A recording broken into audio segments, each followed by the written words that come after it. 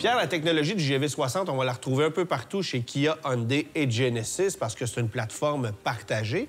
Mais un des éléments qui t'a impressionné, c'est la façon d'analyse de la suspension.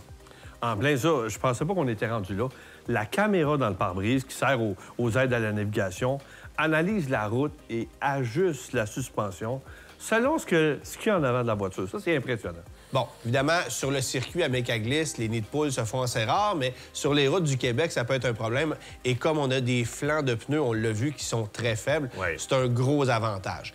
Il y a des mises à jour qui se font sur cette voiture-là aussi. En plein ça. De plus en plus de manufacturiers, dont la GV60, les mises à jour se font par nuage. Ils rentrent dans la voiture comme par magie. Bien sûr que le conducteur doit l'accepter, la mise à jour. Via l'écran. Via l'écran et bien sûr, accepter les mises à jour. Il y a plein d'améliorations, de nouvelles fonctions. Il faut garder sa voiture à jour, un peu comme notre téléphone. OK. Maintenant, technologiquement parlant, est-ce que c'est une voiture qui t'impressionne?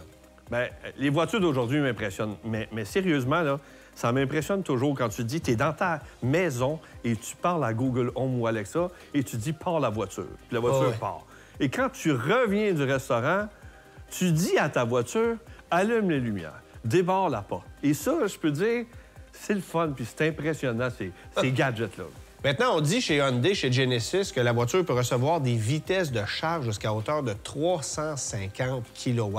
Il n'y a rien de plus rapide dans l'industrie. C'est pas un peu dangereux pour la durée de vie de la batterie de prendre des vitesses de charge si élevées? On aurait tendance à penser que oui. Et oui, il y a peut-être une petite différence de 2, 3, 4 durant toute la vie du véhicule. Pas plus que ça. Non, parce qu'il y a un ordinateur dans la voiture qui check les températures des batteries un peu partout, qui check les voltages. Chaque cellule va avoir son voltage. Et en réalité, ce qu'il faut comprendre, c'est que la voiture n'acceptera peut-être pas la charge de 350 kW.